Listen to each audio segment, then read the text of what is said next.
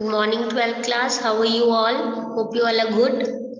So, class, we were on theme 11, Rebels and the Raj, and we talked about the revolt of 1857. We talked about its various aspect, कैसे start हुआ, क्या pattern थे, क्या lines of communication थे. Then we did talk about few of its important leaders, and then we talked about the rumors and the prophecies that helped this revolt to become big and spread a lot. And then we did why did people actually believe in these rumors. And in our previous class, we talked in detail about Awadhin revolt. पूरे अवध की हमने story पढ़ी थी कि कैसे क्या हुआ था. नवाब वाजिद अली शाह को भेज दिया, पहले सब्सिडरी अलायंस, फिर पूरा अनेक्स कर लिया गया था अवध, और पूरे एरिया को क्या कर लिया था, अपने अंडर कर लिया था. किसने? ब्रिटिश ने. और फिर तालुकदार्स के इम्पोर्टेंट जो भी उनकी पोजीशन थी वो भी ले ली गई, जिसके कारण पीजेंट्स भी जो है वो डिससैटिस्फाइड थे. गवर्नमेंट ने, ब्रिटिश गवर्नमेंट ने बोला जरूर था कि हम तो इसलिए कर रहे हैं because of miss governance by the Awadh, by the Nawab of Awadh, पर एक्चुअली में ऐसा था नहीं. People were really happy with the Nawab of Awadh, and when he was sent to Calcutta for exile as basically वहां से हटा दिया और उनका पूरा एरिया ले लिया, people were very upset, songs वगैरह गाए थे उनके लिए, and people actually felt very bad. तो पॉलिटिक्स के साथ साथ जो इकोनॉमिक कंडीशन है वो भी खराब हो गई थी, क्योंकि समरी सेटलमेंट रेवेन्यू सिस्टम आ गया था, जिसके कारण अगेन जो पीजेंट्स थे उनको लग रहा था कि they are exploited, they are being exploited a lot of taxes are taken from them and things are not considered जैसे कि पहले तालुकदार और नवाब ध्यान रखते थे वैसे.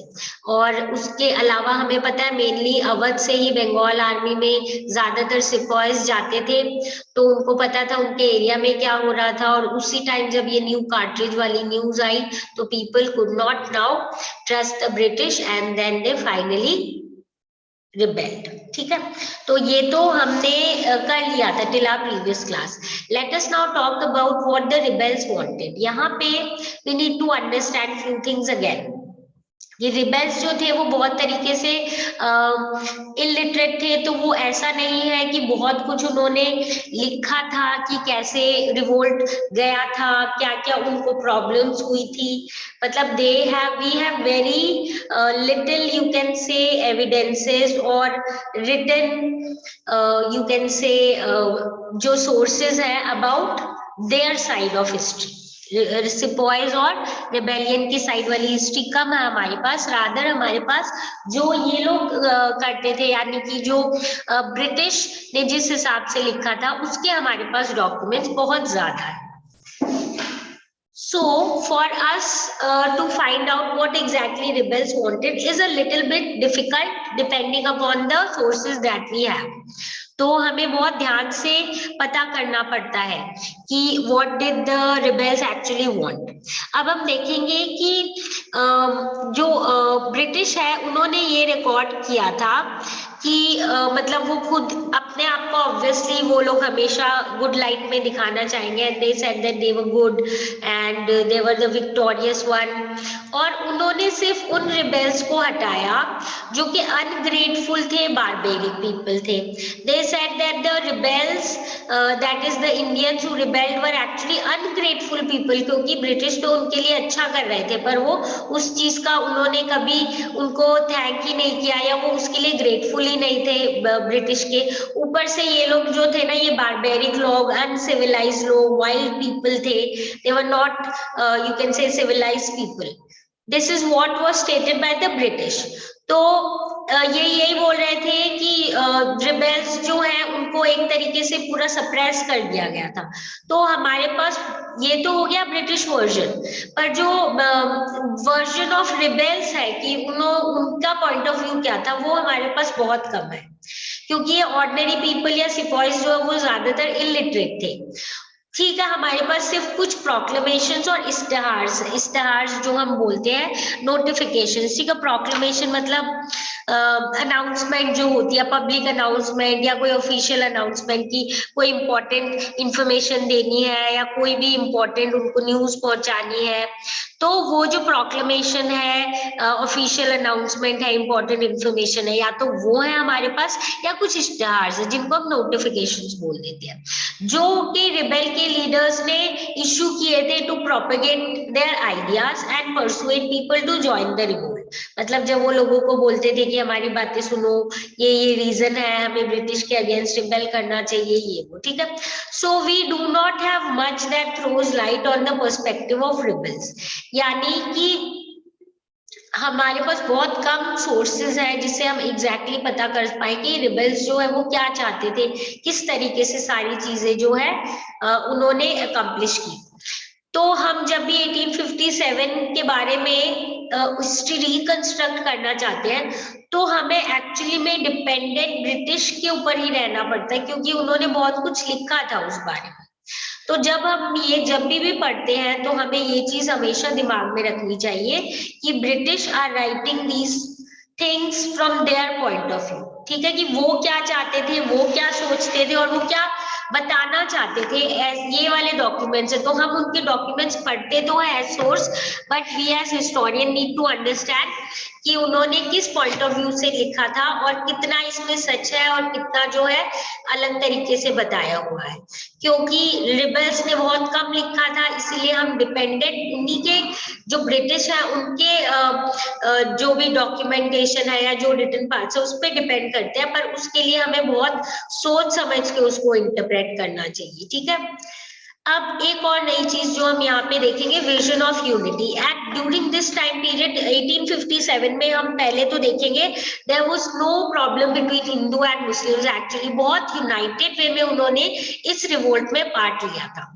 क्योंकि रिबेल जो है 1857 में जब उन्होंने ये प्रोक्लेमेशन की थी, हम पढ़ेंगे सारे सेक्शंस ऑफ द पॉपुलेशन की तरफ ये बात कर रहे थे, चाहे वो किसी भी कास्ट के हो, किसी भी क्रीड के हो, और ज्यादातर जो प्रोक्लेमेशंस है वो मुस्लिम प्रिंस के नाम पे इशू थे, और मतलब वो, पर फिर भी वो सबके सेंटिमेंट्स का ध्यान रख रहे थे, हिंदू मुस्लिम सबका।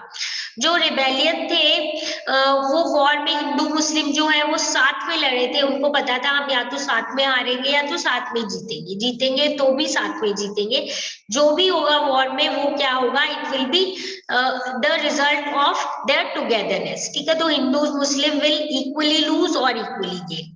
इश्तिहार जो है उनमें ये लिखा हुआ था कि प्री ब्रिटिश पीरियड में जो हिंदू मुस्लिम टाइम था, चाहे हिंदू रूल कर रहे थे चाहे मुस्लिम रूल कर रहे थे, वो बहुत अच्छा टाइम था, उसको ग्लोरीफाई किया, सब लोग आराम से रहते थे मिलजुल के, स्पेशली मुगल एम्पायर के टाइम पे। तो ये यही बोल रहे थे कि हमें वापस से साथ आके ब्रिटिश को अपनी कंट्री से हटाना चाहिए। और हम देखेंगे कि जो प्रोक्लेमेशन इशूड हुए थे वो ज्यादातर बहादुर शाह के नाम पे होते थे, और जब भी इसमें कुछ इंपॉर्टेंट बात होती थी ना तो सिर्फ मोहम्मद का मेंशन ही होता। मोहम्मद हमें पता है एक इम्पोर्टेंट मतलब मुस्लिम्स और इस्लाम के फॉलोअर्स के लिए बहुत इम्पोर्टेंट चीज है जो कि यूज की जाती है, तो वो मोहम्मद के साथ साथ महावीर भी यूज करते थे, क्योंकि they were appealing to both Hindus and Muslims. और इस टाइम पे कहीं पे हिंदू मुस्लिम लड़ाई नहीं थी, कोई डिवीजन नहीं था, ब्रिटिश ने इवन कोशिश भी की थी डिवाइड करने की। कुछ इंसिडेंट्स है अपने पास, जैसे कि बरेली में ये बोला गया था वेस्टर्न यूपी में कि दिसंबर 1857 में जो ब्रिटिश है उन्होंने 50,000 रुपीज बोले थे कि हिंदू पॉपुलेशन को कि अगर आप मुस्लिम के अगेंस्ट हो जाओ तो हम आपको 50,000 रुपीज दे देंगे, which is obviously a very big amount अगर हम उस टाइम की बात करें, पर ऐसा कुछ भी हिंदूज ने एक्सेप्ट नहीं किया था, ठीक है। Similarly there are many cases, all obviously will not be stated in the book. I will just tell you one more incident, जहाँ पे हमें पता है कि जब बहादुर शाह के पास आए थे सारे सिपॉइज, तो रमजान का महीना चल रहा था एंड ही वाज फास्टिंग, और उन्होंने बस सुबह वाली अपनी मील ली थी। एंड जब बाद में वो पूरा लीडर बन गए थे और पूरी वॉर चल रही थी, मतलब स्टार्ट हो गया था रिवोल्ट, तो उन्होंने अनाउंस किया था, मुस्लिम्स को बोला था कि हम सब मिलके रहेंगे, और अगर हो सके इस टाइम पे तो आप लोग काऊ को मत मारो, ताकि हिंदू मुस्लिम यूनिटी बनी रहे at that time. So Hindus भी यहाँ पे जो है वो मुस्लिम्स के अगेंस्ट नहीं जा रहे थे, मुस्लिम्स भी हिंदूज के अगेंस्ट नहीं जा रहे थे, मिलके वो लोग काम कर रहे थे। जब ब्रिटिश ट्राई कर रहे थे तब भी क्या थे, they all of them were together. ठीक है, now we have one example, one proclamation हमारे पास है जो हमें ये बताता है कि जो ये रिबेल्स थे ये एक्चुअली में चाहते क्या थे, और सिर्फ रिबेल्स में एक सेक्शन नहीं, सारे के सारे सेक्शन क्या चाहते थे। ठीक है, so this is proclamation, Azamgarh proclamation. Azamgarh is in Uttar Pradesh. 25 अगस्त 1857 में प्रोक्लेमेशन जो है वो स्प्रेड आउट हुआ था। ये एक मेन सोर्स है हमारी नॉलेज का कि जो रिबेल्स है उनको चाहिए क्या था। ठीक है, अब हमें पता है कि इस टाइम पे, जैसे it is well known to all कि in this age people of Hindustan, चाहे हिंदूज हो चाहे मुस्लिम्स हो, उनको एकदम उनकी हालत जो है या उनका जो लाइफस्टाइल है वो रूइन कर दिया गया है। जो बाहर से लोग आए हैं, ट्रेचरस इंग्लिश जो है, ठीक है, इसीलिए हमारी ये ड्यूटी है कि, और स्पेशली जो वेल्दी पीपल ऑफ इंडिया, उनकी ड्यूटी है कि वो एक तो क्या करें कि जितने भी ब्रिटिश के साथ इनके कनेक्शन है वो हटा दें। ठीक है, so it is therefore the bounden duty of all wealthy people of India, especially those who have any sort of connection with Mohammedan royal families and are considered the masters of their people, to stake their lives and property for well-being of the public। मतलब लोगों के भलाई के लिए हमें British के against रहना है और हमें क्या करना है, रिवोल्ट करना है। Several of Hindus and the Musalman chiefs जो है उन्होंने बहुत पहले ही long since quitted their homes for the preservation, अपने रिलीजन को बचाने के लिए बहुत लोगों ने पहले ही अपना घर छोड़ दिया है। वो लोग ट्राई कर रहे हैं कि इंग्लिश को इंडिया से हटा दिया जाए, और वो चाहते हैं इंडियन क्रूसेड, मतलब crusade fight for your religion जब होता है, और यहाँ पे basically you are fighting against British. तो बहुत जरूरी है कि हम वेस्ट को हराएं, और जितनी भी इंफॉर्मेशन आ रही है उसके थ्रू हम कोशिश करें कि हम ब्रिटिश के अगेंस्ट रिवोल्ट कर सके, रिबेल कर सके। Therefore, for the information of the public, ये बोल रहे हैं, ये जो प्रेजेंट इश्तहार है जहाँ पे जिसमें बहुत सारे सेक्शंस है, ये हम सर्कुलेट कर रहे हैं, और सबकी ड्यूटी है कि इसको ध्यान से देखें और इसके अकॉर्डिंग ही आप चले, इस चीज को फॉलो करें।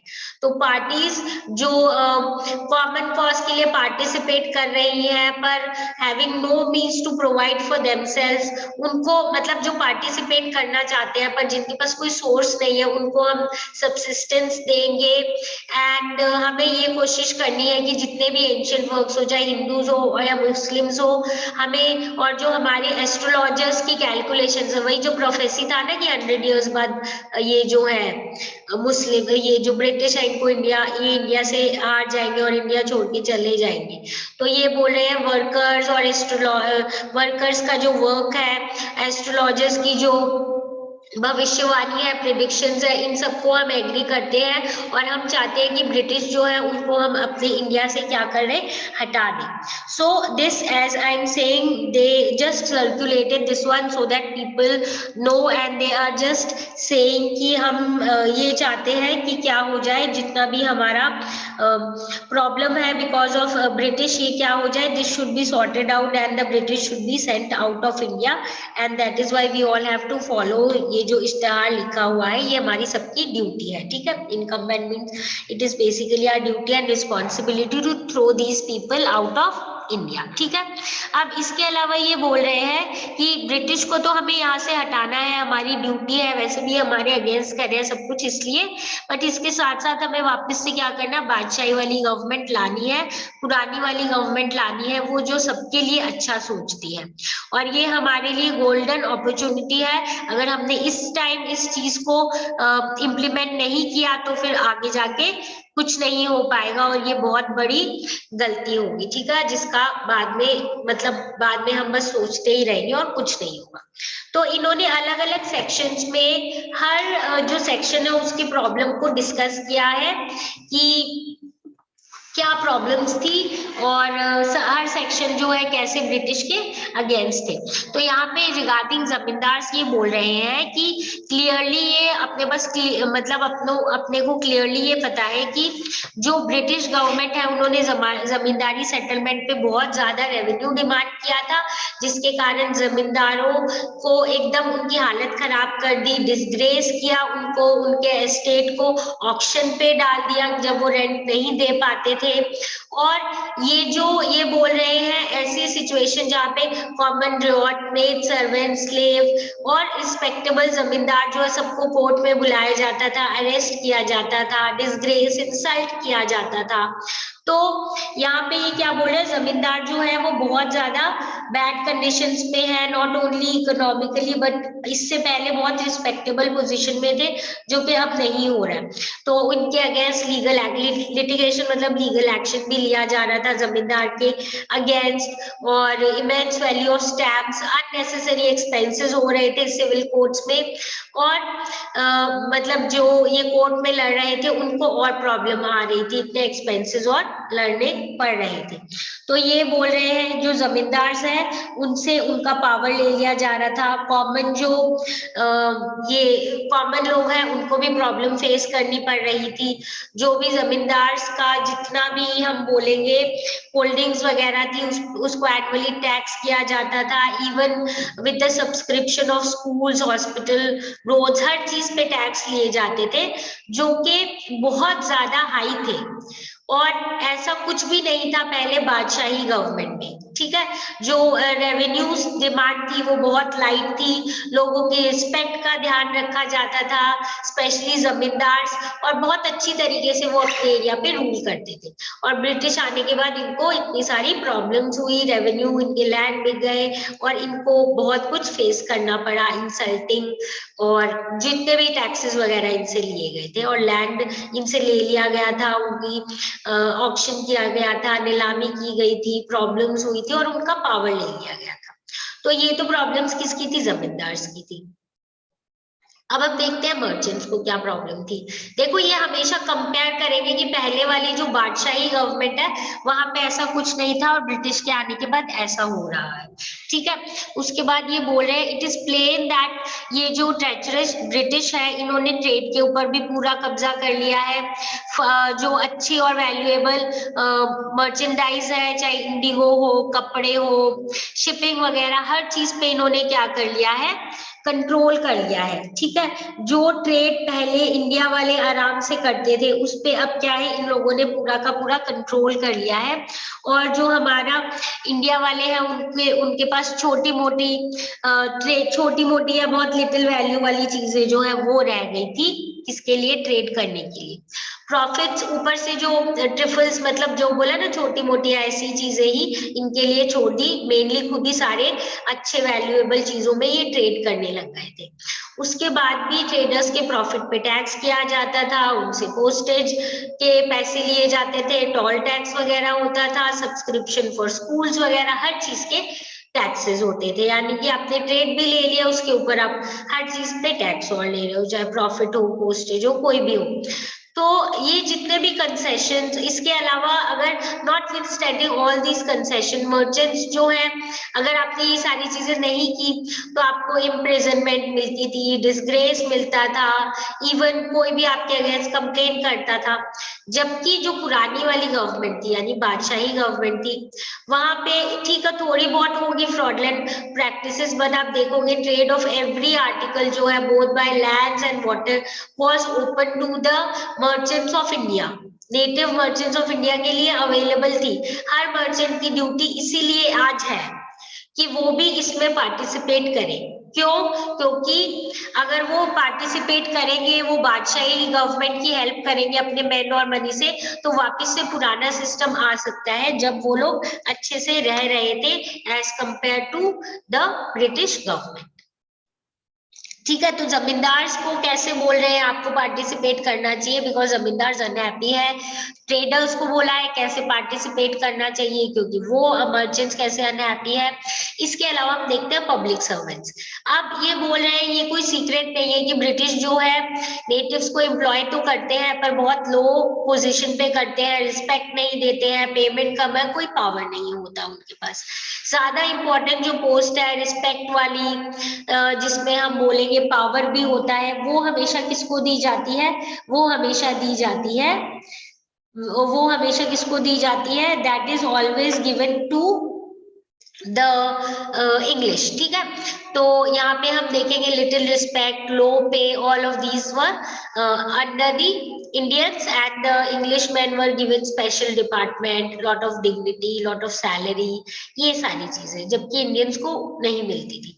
तो इसीलिए ये बोल रहे हैं कि जो भी नेटिव्स हैं ब्रिटिश सर्विस में, उनको अगर अपने रिलीजन को जिंदा रखना है, उनको अगर इंटरेस्टेड रहना है, तो उनको क्या करना पड़ेगा, इंग्लिश के लिए जो पहले जो लॉयल्टी थी उसको छोड़ना पड़ेगा, और अब उनको क्या करना पड़ेगा, उनको ब्रिटिश जो है उनके अगेंस्ट काम करना पड़ेगा। और काम किसके लिए करना पड़ेगा, उनको अपने बादशाही गवर्नमेंट को वापस से लाने के लिए। ठीक है। और इसमें यही बोल रहे हैं कि if you see that side with the बादशाही government and obtain salary of 200 to 300 rupees a month for present and to be entitled high post in future, अगर आप करोगे तो आपको अच्छी पोस्ट भी मिलेगी, सैलरी भी मिलेगी बादशाही गवर्नमेंट के अंडर। तो इस तरीके से ये लोग पब्लिक सर्वेंट जो काम करते हैं उनको भी बोला है कि आप क्या रिवोल्ट में पार्टिसिपेट करो। अब हम देखेंगे रिगार्डिंग आर्टिजन्स। आर्टिजन्स का अगर हम देखें तो इट इज एविडेंट कि जो यूरोपियंस है उनके आने के बाद इंडिया का जो ट्रेडर है, क्राफ्ट पर्सन है, उनके भी बहुत ज्यादा क्या हो गया, नुकसान हो गया। तो हमें ये पता है कि by the introduction of English articles in India, जो वीवर्स है इंडिया के, कॉटन ड्रेसेस है, कारपेंटर्स है, ब्लैक स्मिथ्स है, शू मेकर है, सबका काम छूट गया है, क्योंकि ऑब्वियसली वो लोग ब्रिटिश मेड गुड्स लाते हैं, मैन्युफैक्चर्ड गुड्स मेड, और इंडिया में बेचते हैं। और इंडिया के जो बेचारे आर्टिजन्स हैं उनकी हालत बहुत ज्यादा क्या हो गई है, खराब हो गई है। और बल्कि बादशाही गवर्नमेंट में तो कितना अच्छे से उनको पैट्रनाइज किया जाता था, उनको रखा जाता था, उनकी इम्पोर्टेंस दी जाती थी, स्पेशली किंग, राजाज और रिच लोग जो है वो उनको बहुत अच्छे से रखते थे, बहुत अच्छे से उनको पेट्रनाइज करते थे, और वो लोग प्रॉस्पेरिटी वाली लाइफ जीते थे। तो इसीलिए आर्टिजन्स को भी क्या करना चाहिए, अगर इंग्लिश सर्विस में है तो छोड़ के सिपॉइज को और रिबेल्स को सपोर्ट करना चाहिए और इस रिवोल्ट में पार्टिसिपेट करना चाहिए। अगर हम देखें regarding pandits, fakirs and old learned persons, तो यहाँ पे देखिएगा पंडित्स और फकीज जो है they are being the guardians of Hindu and the Mohammad religion respectively. ठीक है। ये ऑब्वियसली हमें पता है रिलीजियस गुरुज जैसे होते हैं, रिलीजियस हेड्स जैसे होते हैं हिंदूज और मुस्लिम्स दोनों के। तो ऐसा माना जाता है कि यूरोपियन दोनों ही रिलीजन के एनिमी है, दोनों के लिए ही गलत है, क्योंकि ये कहीं ना कहीं क्या कर रहे हैं, क्रिश्चियनिटी स्प्रेड करने की कोशिश कर रहे हैं। इसीलिए इनको भी पार्टिसिपेट करना चाहिए किसमें, ये जो हमारा रिवोल्ट हो रहा है। ठीक है। ताकि they also play an important role in the revolt. तो दिस प्रोक्लेमेशन क्लियरली स्टेट्स, सबको ये कॉल कर रहे हैं कि आप भी क्या करो, पार्टिसिपेट करो इस रिवोल्ट में, चाहे जमींदार हो, मर्चेंट्स, उनको रीजंस भी दिए हैं। ठीक है। पब्लिक सर्वेंट्स, आर्टिजन्स, पंडित जो भी हो। ठीक है। नाउ हम एक और चीज देख लेते हैं यहाँ पे, what sepoys thought, sepoys actually सोचते क्या थे about what ever was going on. ठीक है। इसके बारे में हम देखते हैं, इसके लिए भी अपने पास एक सोर्स दिया हुआ है, let us go through this source. Now this is one of the अर्जी या पिटीशन या एप्लीकेशन है जो रिबल सिपॉय ने दिया था, और ये सर्वाइव ये है हमारे पास, इसलिए हम इसको पढ़ते हैं। अ सेंचुरी अगो ब्रिटिश जो है हिंदुस्तान में आए थे। धीरे धीरे उन्होंने क्या किया, gradually entertain troops in their service, service में डाला। हर स्टेट के धीरे धीरे वो मास्टर बन गए। हमारे फोर फादर्स जो है वो उनको सर्व कर रहे थे, हम भी उसके बाद सर्विस में आ गए, मतलब हम लोग काम में लग गए, सोल्जर्स बन गए। एंड हमारे मर्सी ऑफ गॉड एंड हमारे असिस्टेंस के कारण ही क्या हुआ है, उन्होंने कॉन्कर कर लिया हर एक जगह जो वो चाहते थे, जिसमें थाउजेंड्स ऑफ अस जो है उन्होंने उनके सपोर्ट किया। उनको क्या किया, उनको जिताने के लिए लोगों ने, मतलब इंडियन ये जो सोल्जर्स है जो बोल रहे इतने सालों से काम कर रहे हैं, इन्होंने भी सर्विस की, इनके आगे वालों ने भी सर्विस की, मतलब फैमिली वाइज ब्रिटिश आए तो काम किया इन्होंने, और उसके बाद इन्होंने ब्रिटिश को हेल्प किया एरिया जीतने में। और Hindustani man actually loss their life, they actually fought for them, but उन्होंने कभी भी कुछ नहीं बोला, ना ही कभी रिवोल्ट किया। पर 1857 में क्या हुआ, ब्रिटिश ने इशू किया एक ऑर्डर जिसमें उन्होंने नए कार्ट्रिज और जो मस्केट्स है वो आए इंग्लैंड से, और उन्होंने बोला कि ये आपको यूज करना है, और इसमें फैट्स ऑफ काउ और पिग मिक्स थे, और वो हमें उस आटा जो है व्हीट का वो भी यूज करने के लिए बोल रहे थे जिसमें पाउडर्ड बोन्स थी। और ये जो है ये इन्फेंट्री में, रेजिमेंट्स में, कैवलरी में, आर्टिलरी में सब जगह क्या कर रहे थे, ये चीज फैला रहे थे और लोगों को बोल रहे थे कि आपको यही खाना है, यही कार्ट्रिज यूज करनी है। ठीक है, so we have proper evidence now that what sepoys thought, and really ये कितनी इंपॉर्टेंट चीज थी कि वो बोल रहे हैं इतने सालों से काम कर रहे हैं उनके लिए, बट अब उन्होंने एक ऐसी चीज की है जिसके लिए they are ready to rebel. तो अब ये कह रहे हैं उन्होंने ये कार्ट्रिज दिए सोल्जर्स को, सवार्स को of the third light cavalry, और उनको बोला आपको बाइट करना पड़ेगा। जब ट्रूपर्स ने बोला हम नहीं करेंगे, एंड बोला कि हम इसको कभी भी बाइट नहीं करेंगे क्योंकि इससे ऑब्वियसली उनके रिलीजन और फेथ जो है उसपे उनके सेंटिमेंट्स भी हर्ट होंगे और रिलीजन और फेथ जो वो खराब हो जाएगा। ठीक है, तो ब्रिटिश ऑफिशियल जो है उन्होंने they paraded the man of the 3 regiments, उनको परेड करवाया, and having prepared 1400 English soldiers and other battalions of European troops and horse artillery, उनको पूरा सराउंड किया, उनके चारों तरफ 6 गन्स रखी before each of the infantry regiments, loaded with guns with grape and made 84 new troopers prisoners. ठीक है, अब इन्होंने लोगों को पकड़ा, जेल में डाला, ठीक है, विद आयरन्स ऑन देम, और रीजन जो है, reason of the sowars of cantonment were put into jail was that कि उनको डरा के क्या कर दिया जाए, उनको बोला जाए आपको कार्ट्रिज बाइट ऑफ करनी ही पड़ेगी।